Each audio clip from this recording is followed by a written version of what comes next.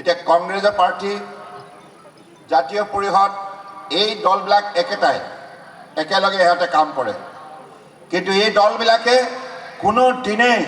দুখীয়া মানুহৰ সমস্যা আঁতৰ কৰিবৰ কাৰণে কাম নকৰে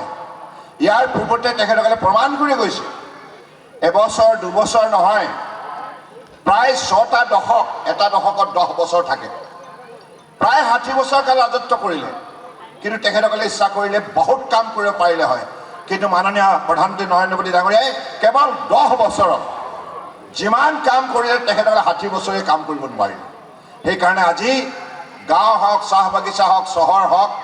পাহাৰ হওক ভৈয়াম হওক সকলো অঞ্চলৰ ভোটদাতা ৰাইজে কংগ্ৰেছক সম্পূৰ্ণৰূপে মনৰ পৰা আঁতৰি কৰি পঠিয়ালে যাৰ ফলত তেখেতসকলে আজিৰ তাৰিখত বিশ্বাসযোগ্যতা হেৰুৱালে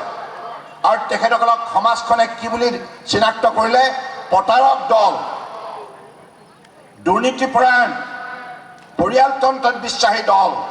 প্ৰবঞ্চনাৰ দল কাৰাপশ্যন কংগ্ৰেছ মানে হৈছে কাৰাপশ্যন গতিকে কংগ্ৰেছ মানে হৈছে কমিউনেলিজম সাম্প্ৰদায়িকতাৰ বিষ সিঁচি ফুৰা দলটোৱে হৈছে কংগ্ৰেছ দল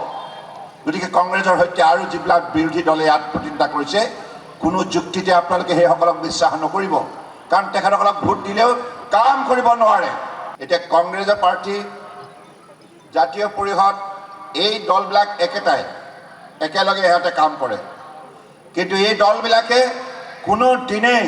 দুখীয়া মানুহৰ সমস্যা আঁতৰ কৰিবৰ কাৰণে কাম নকৰে ইয়াৰ পূৰ্বতে তেখেতসকলে প্ৰমাণ কৰি গৈছে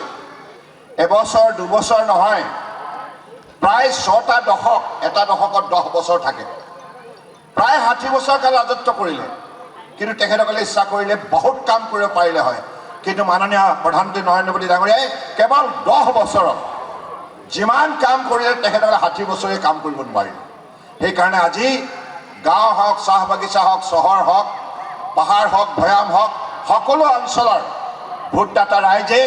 কংগ্ৰেছক সম্পূৰ্ণৰূপে মনৰ পৰা আঁতৰি কৰি পঠিয়ালে যাৰ ফলত তেখেতসকলে আজিৰ তাৰিখত বিশ্বাসযোগ্যতা হেৰুৱালে আৰু তেখেতসকলক সমাজখনে কি বুলি চিনাক্ত কৰিলে প্ৰতাৰক দল দুৰ্নীতিপৰায়ণ পৰিয়ালতন্ত্ৰত বিশ্বাসী দল প্ৰবঞ্চনাৰ দল কাৰাপশ্যন